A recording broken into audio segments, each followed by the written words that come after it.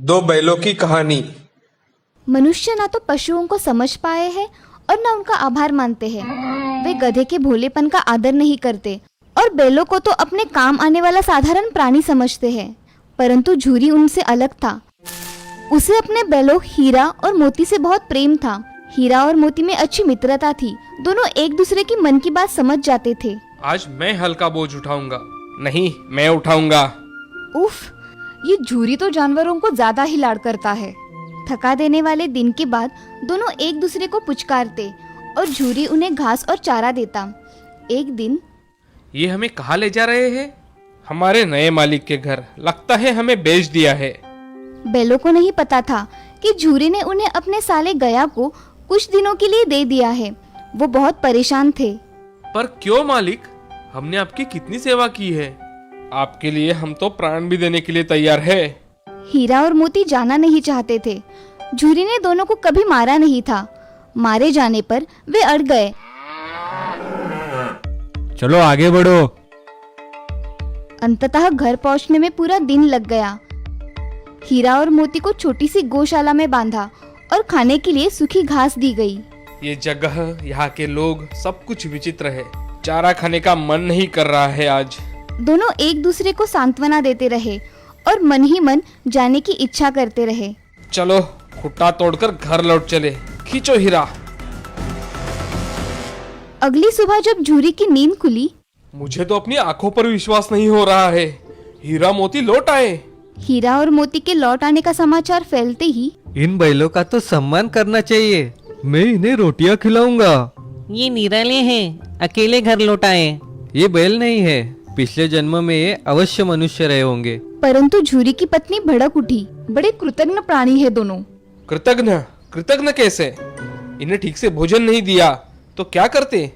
सभी तुम्हारी तरह इनकी देखभाल करते हैं क्या? पसंद आए या नहीं आए, इन निठल्लों को केवल सूखी घास ही खाने को मिलेगी। थोड़ी ताजी घास डाल दो।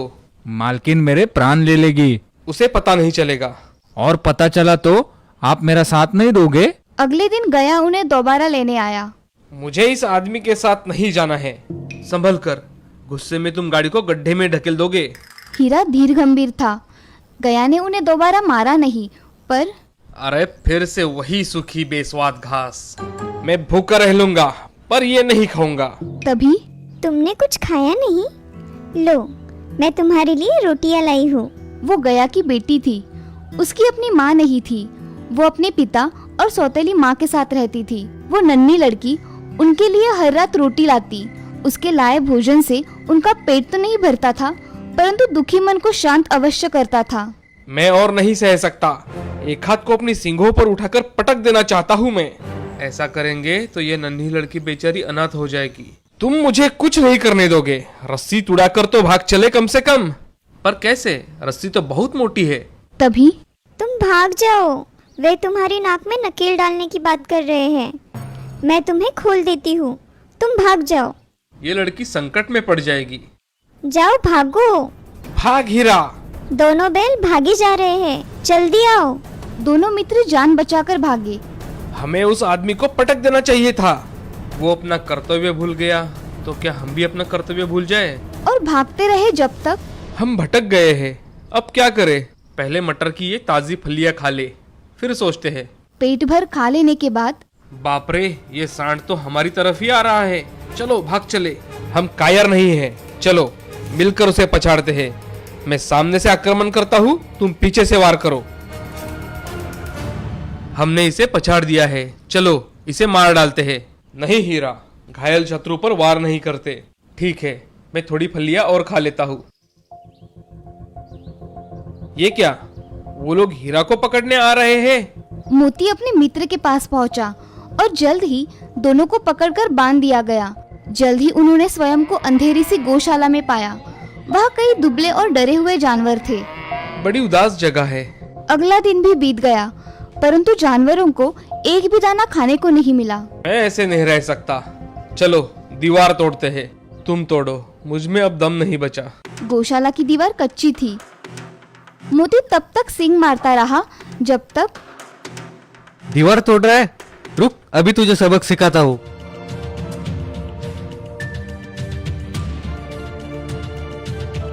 क्या फायदा हुआ, मार भी पड़ी और बांध दिए भी गए। हमारी मृत्यु निश्चित है। दीवार टूट जाती तो कुछ की जान बच पाती। सच कहते हो, मैं प्रयास करता हूँ। 2 घंटे बाद जानवरों को भागने लायक दीवार टूट गई। भाग मोती, भागने का अच्छा अवसर है। क्या तुम मुझे इतना स्वार्थी समझते हो? इतना समय साथ बिताने के बाद मैं तुम्हें छोड़कर कैसे जा सकता हूँ? हीरा के कारनामों का परिणाम अच्छा नहीं था। 1 सप्ताह बाद हमें मारा भी और भूखा भी रखा। मुझसे उठा भी नहीं जा रहा है। 1 सप्ताह से हम केवल पानी ही पी रहे हैं। तभी जानवरों की नीलामी हो रही थी। दोनों बैल बेचे जाने वाले थे। ये रहा बैलों का जोड़ा। दोनों बैल जान चुके थे कि वो आदमी उन्हें क्यों खरीद रहा है। ये तो हड्डी का ढांचा रह गया है। चलेगा, मुझे यही तो चाहिए। नीलामी हो गई। दोनों डरे हुए जानवरों को वो ले चला। हमें मार दिया जाएगा। ईश्वर हमारी रक्षा क्यों नहीं करते? एक बार वो नन्ही लड़की के रूप में आए थे। क्या अब वो नहीं आएंगे? कई घंटों तक वे चलते रहे। तभी ये सड़क जानी पहचानी लगती है।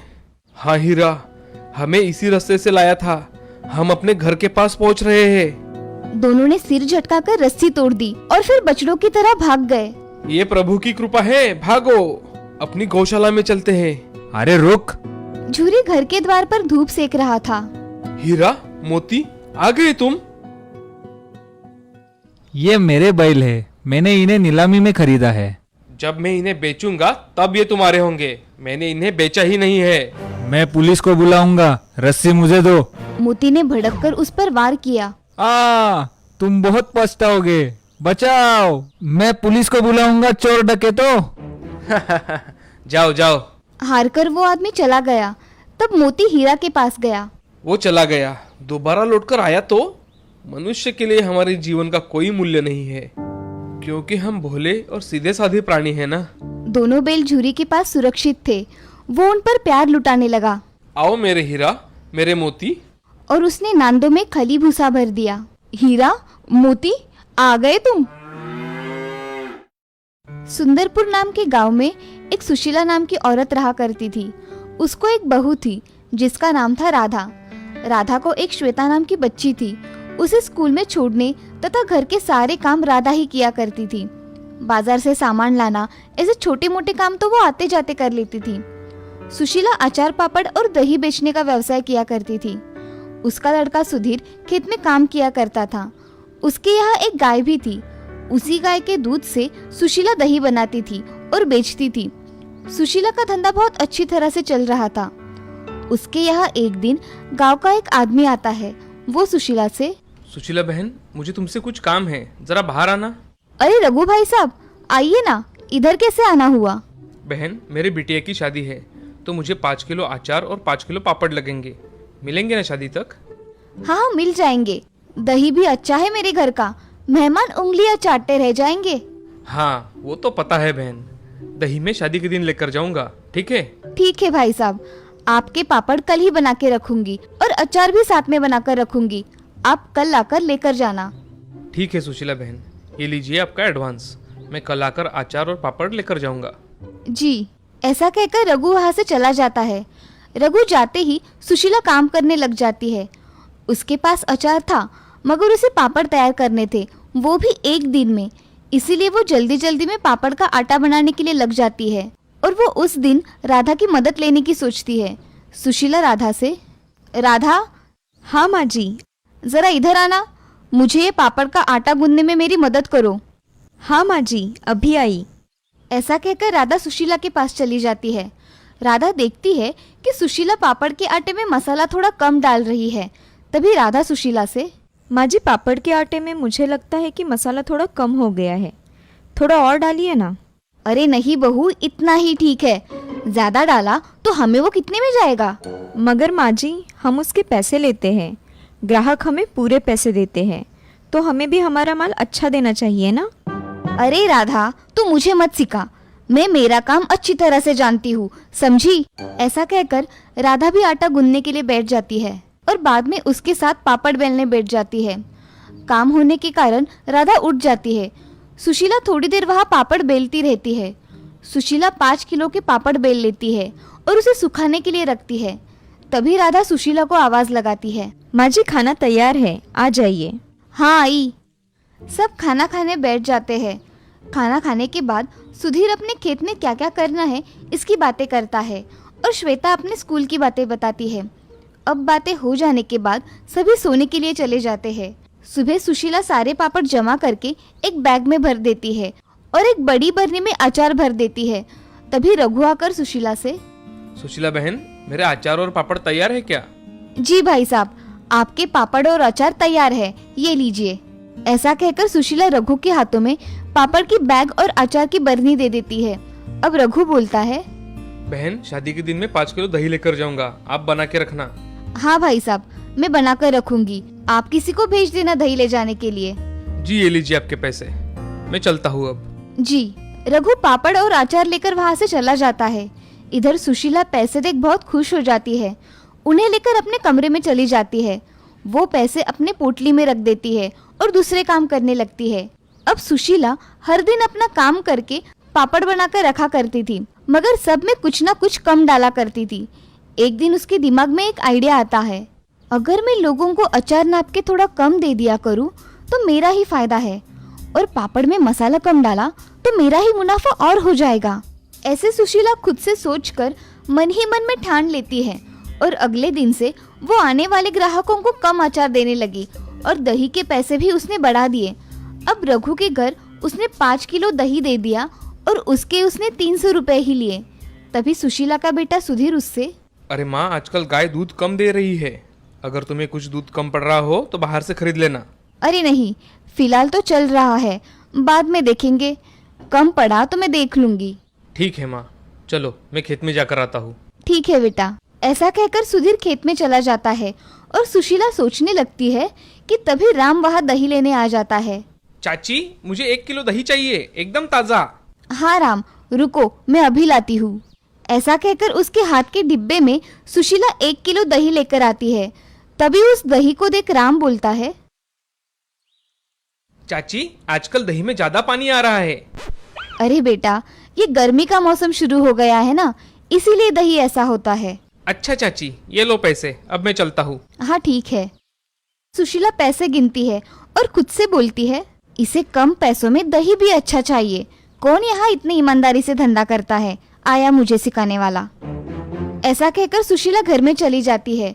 उसे सुधीर की बातें याद आती है कि दूध कम पड़ गया तो बाहर से मंगवा लेना। वो फिर से मन ही मन में सोचती है, अगर दूध कम पड़ गया तो मुझे कुछ न कुछ करना पड़ेगा, नहीं तो मेरे ग्राहक कम हो जाएंगे। ऐसे ही दिन ब दिन सुशीला का लालच बढ़ता जा रहा था, मगर उसके बहू के नजर से ये छुपा नहीं था। सुशीला अचार कम देती थी, पापड़ में मसाला कम और अब दूध में पानी मिलाकर उसका दही लगाया करती थी। इससे ग्राहक शिकायत किया कर रहे थे। ये सब देख राधा सुशीला से बात करने की सोचती है और कुछ मन में सोचकर सुशीला के पास चली जाती है। माँ जी, आपने जो पापड़ दिए थे ना रघु चाचा की लड़की के शादी में, उसको लोग कह रहे थे कि उसमें स्वाद ही नहीं है। क्या कह रही हो बहू तुम?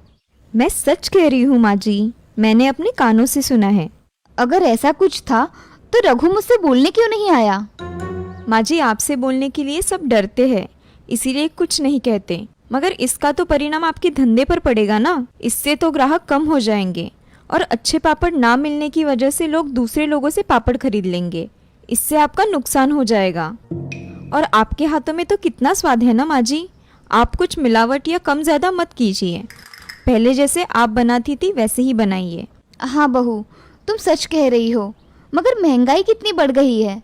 माँ जी, आप थोड़े वस्तु के दाम बढ़ा देंगी तो चलेगा, मगर जो भी चीज़ हमारे यहाँ से जाएगी ना, उसका स्वाद लोगों के मुंह में बैठा रहना चाहिए। हाँ बहू, मैंने ऐसा कभी सोचा ही नहीं। मैं कम मसाला डाल पापड़ का स्वाद बिगाड़ रही थी।